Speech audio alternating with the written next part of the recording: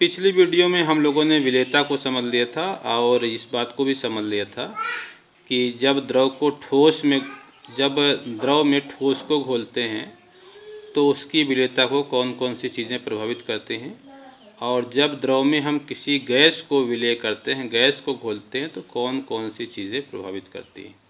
इन्हें द्रव में ठोस की विलेयता और द्रव में गैस की विलेयता को प्रभावित करने वाले कारकों को समझ लिया था।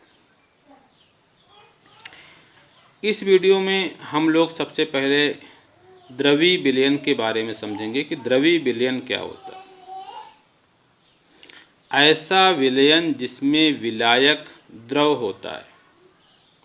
विलायक क्या हो? द्रव हो, मतलब जिसमें चीज़ों को घोला गया है वो क्या हो? द्रव हो, द्रवीय विलयन कहलाता है। जबकि विलेय ठोस, द्रव तथा गैस हो सकता है। विलेय ठोस भी हो सकता है, विलेय द्रव भी हो सकता है और विलेय गैस भी हो सकता है। उसे हम क्या कहते हैं? द्रवीय विलयन कहते हैं। अब देखिए, द्रव में गैस का विलयन, जैसे द्रव में गैस घुली हो तो द्रव में गैस का विलयन आपने देखा होगा, सोडा वाटर या पेप्सी वगैरह जो आप लोग पीते हैं वो क्या है? द्रव में गैस का विलयन है। जब आप पेप्सी का ढक्कन खोलते हैं तो उसमें से क्या निकलती है? गैस निकलती है। और पेप्सी किस रूप में होती है? द्रव के रूप में होती है। तो द्रव में क्या घुली है? गैस घुली है। उसी तरीके से शराब जो एथिल अल्कोहल होता है उसमें अगर हम पानी मिला तो क्या होगा? द्रव में द्रव का विलयन होगा। पानी में हम नमक या चीनी को अगर हम घोलते हैं तो वह क्या है? द्रव में ठोस का विलयन है। तो हमें इस चैप्टर में द्रवीय विलयन के बारे में ही समझना है। द्रवीय विलयन का मतलब ऐसा विलयन जिसमें विलायक जो होता है वो द्रव होता है। विलेय ठोस, द्रव या गैस में से कुछ भी हो सकता है। तो हम सबसे पहले द्रव में गैस के विलयन को समझेंगे। और द्रव में गैस के विलयन का मतलब होता है कि द्रव में क्या घुली है? गैस घुली है। तो द्रव में गैस की विलेयता को समझाने के लिए एक नियम है जिसे हेनरी का नियम कहते हैं। तो पहले मैं इस नियम को समझा रहा हूँ।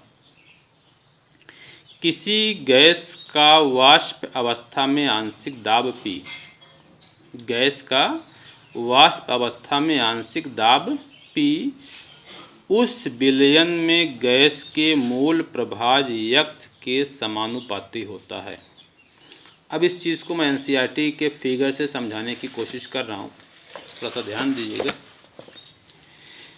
देखिए, ये एक बीकर है, इस पे देखिए एक पिस्टन लगा है, इसके ऊपर एक भार रखा गया है, एक ही वेट है W1। इसके नीचे द्रव है, इसके ऊपर गैस है। गैसों के अणु इसमें बिखरे हुए हैं। जब हम इस पर प्रेशर बढ़ाएंगे, वाट रखेंगे, तो यहाँ पर क्या बढ़ेगा? प्रेशर बढ़ेगा। यहाँ पर जो गैस है उसका आंशिक दाब बढ़ेगा, क्योंकि आंशिक दाब बराबर क्या होता है? उस गैस का मोल प्रभाज गुणे बर्तन का कुल दाब होता है। जैसे मान लीजिए कि अब इसमें कोई गैस में, इसमें 3-4 गैसें मान लीजिए अगर भरी हैं, इसको मैं दबा के पिस्टन को नीचे लाऊंगा तो आयतन क्या होगा? कम होगा। जब आयतन कम होगा तो बायल के नियम के अनुसार यहाँ प्रेशर क्या हो जाएगा? बढ़ जाएगा। तो जितनी भी गैसें हैं सभी गैसों का यहाँ पर प्रेशर बढ़ जाएगा। तो किसी भी गैस की, या मान लीजिए कि एक ही गैस भरी है, एक ही गैस की मैं एग्जांपल देके पहले समझा रहा हूँ। मान लीजिए कि यहाँ पे नाइट्रोजन गैस भरी हुई है। अगर मैंने इसको दाब लगा के पिस्टन को नीचे मैं लाया हूँ तो इस जगह पर जो खाली जगह है इसमें नाइट्रोजन का आंशिक दाब क्या हो गया? बढ़ गया।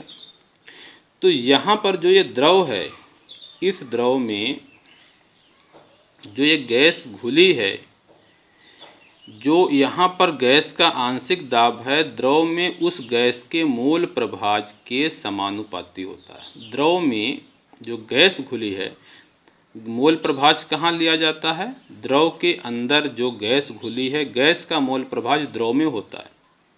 और जो दाब होता है वो कहाँ का होता है? गैस अवस्था में जिस गैस के हम विलेयता की बात कर रहे हैं उसका क्या होता है, आंशिक दाब होता है।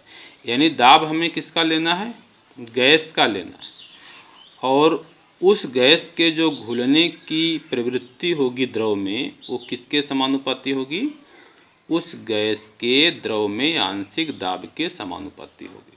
अब मेरी बात शायद आपको समझ में आई होगी। तो जो गैस अवस्था में गैस का आंशिक दाब होता है वह द्रव में उस गैस के मोल प्रभाज के समानुपाती होता है। अगर आप प्रेशर को बढ़ाएंगे तो द्रव में गैस का जो मोल प्रभाज है वो बढ़ेगा। जैसे देखिए यहाँ पर जब प्रेशर मैंने बढ़ाया तो आप फिगर में देखिए यहाँ पर अणु क्या है, दूर दूर हैं। यहाँ पर द्रव में भी गैस के अणु क्या हैं, दूर दूर। ये गैस के अणुओं को दिखाया गया।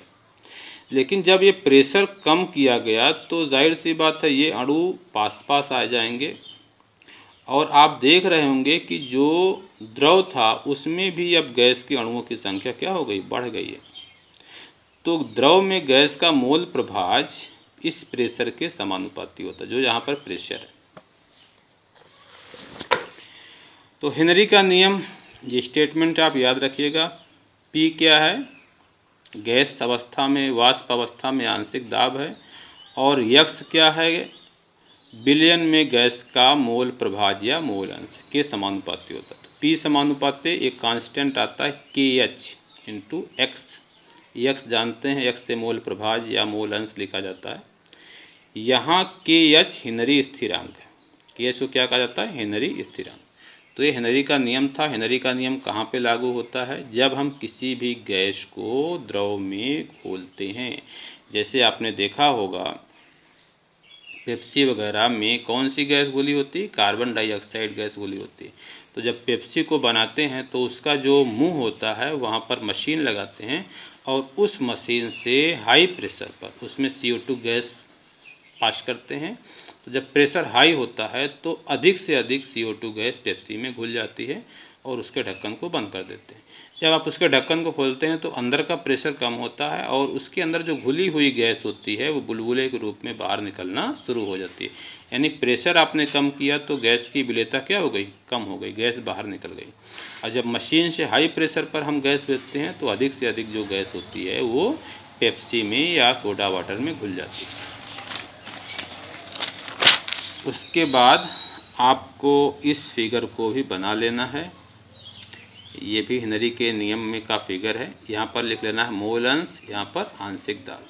यानी जैसे जैसे आंशिक दाब बढ़ेगा गैस का जो मोल अंश है द्रव में या मोल प्रभाज है वो बढ़ता हुआ चला जाएगा। तो ये फिगर भी आप बना दीजिएगा। इसके बाद अगली हेडिंग आप डाल लीजिएगा हेनरी नियम के अनुप्रयोग। हेनरी नियम के अनुप्रयोग मतलब इसकी उपयोगिता क्या है। तो हेनरी के नियम के अनुप्रयोग को मैं एनसीईआरटी से ही समझा दे रहा हूँ, क्या क्या इसमें लिखना है। तो देखिए हेनरी के नियम के 3 अनुप्रयोग यहाँ पे दिए हैं जो डार्ट से लिखा है। यहाँ पे नंबर 1 लिखना है, यहाँ पे नंबर 2 और यहाँ पर नंबर 3। मैं इसको पढ़ के समझा दे रहा हूँ।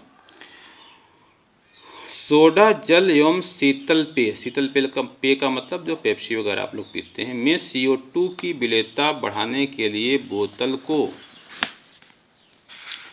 अधिक दाब पर बंद किया जाता है। इसे नंबर 1 लिख लेना। ये तो मैं आपको बता ही चुका हूँ, समझा चुका हूँ कि जब प्रेशर को हम ज़्यादा से ज़्यादा डालते हैं तो ज़्यादा से ज़्यादा कार्बन डाइऑक्साइड गैस जो होती है वो सोडा वाटर या शीतल पेय में विलय हो जाती है। उसके बाद उसके ढक्कन को बंद कर दिया जाता है। दूसरा क्या है, गहरे समुद्र में श्वास लेते हुए गोताखोरों को अधिक दाब पर गैसों की अधिक शीतल घुलनशीलता का सामना करना पड़ता है। देखिए जब गोताखोर जो होता है वो समुंदर में जब जाता है, समुंदर में जब गहराई पर जाता है, आपको पता है कि आपके सर के ऊपर लगभग 500 किलोमीटर गैस का एक घेरा है जिसको वायुमंडल कहा जाता है, और वह वायुमंडल आपके ऊपर एक दाब डाल रहा है, उसे क्या कहते हैं, वायुमंडलीय दाब कहते हैं। अब आप समुंदर की सतह पर हो तो केवल आपके ऊपर कौन सा दाब है, वायुमंडलीय दाब। आप जैसे जैसे नीचे आते हो तो यह पानी भी आपके ऊपर दाब डालने लगता है। आप यहाँ पर आ गए तो आपने पढ़ा होगा द्रव के द्वारा डाला गया दाब P बराबर क्या होता है, रो जी एच। ये फिजिक्स में पढ़ाया है मैंने। अब जैसे जैसे आप नीचे आते हो ये गहराई बढ़ती चली जाती है तो प्रेशर क्या होता है, बढ़ता हुआ चला जाता है। तो जैसे जैसे गोताखोर जो समुंदर के अंदर लोग जाते हैं वो एक सिलेंडर लेके जाते हैं जिससे वो सांस लेते हैं। उसमें एक ऑक्सीजन की गैस और नाइट्रोजन गैस का मिश्रण भरा होता है। तो जब वो अंदर जाते हैं तो प्रेशर बढ़ता है और ब्लड के अंदर गैस की विलेयता बढ़ जाती है, क्योंकि वो गैस हमारे फेफड़ों से जुड़ी होती है और फेफड़े जो होते हैं वो उनमें ब्लड का सर्कुलेशन होता है। तो हमारे रक्त में गैस की विलेयता प्रेशर के बढ़ने से बढ़ जाती है जब समुद्र में गोताखोर कहाँ जाते हैं, गहराई पे जाते हैं। लेकिन जैसे वो ऊपर आते हैं प्रेशर क्या होता है, एक बैग घटता है और वो जो विलेयता होती है वो घट जाती है।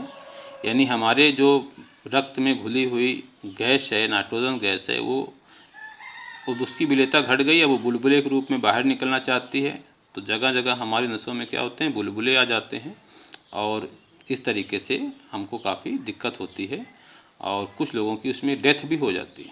तो उसी चीज़ को समझाया गया है, मैं इसको पढ़ के समझा दे रहा हूँ। घुलनशीलता का सामना करना पड़ सकता है। अधिक बाहरी दाब के कारण श्वास के साथ ली गई वायुमंडलीय गैसों की विलेयता रुधिर में अधिक हो जाती है।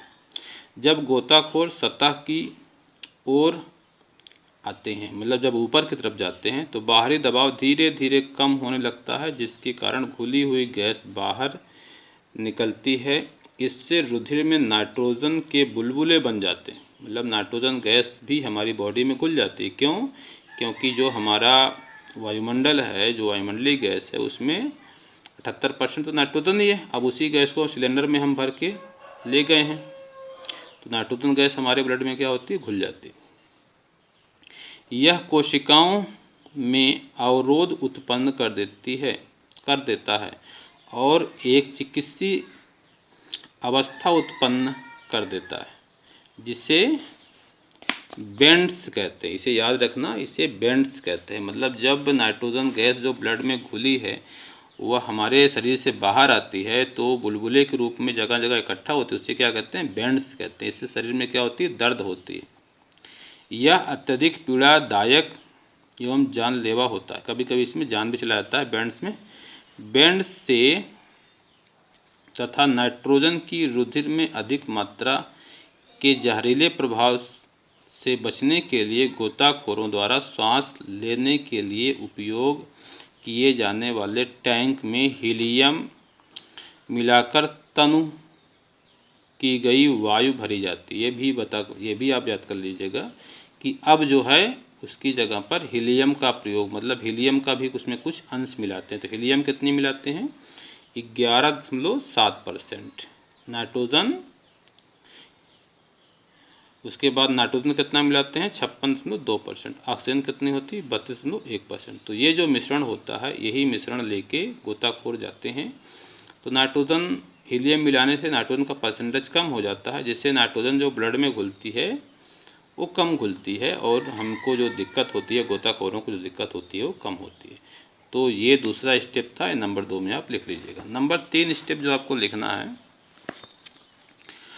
अधिक ऊंचाई वाले जगहों पर ऑक्सीजन का आंशिक दाब सतही स्थल से कम होता है। जाहिर सी बात है कि अगर हम पृथ्वी के तल से ऊपर जाते हैं तो वायुमंडलीय दाब क्या होता है, कम होता है। नीचे आने पर दाब बढ़ता है, ऊपर जाने पर दाब कम हो जाता है।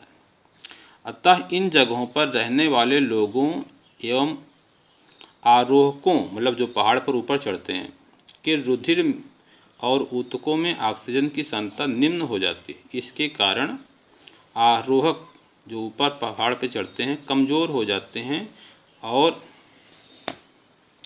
अस्पष्टता सोच नहीं पाते।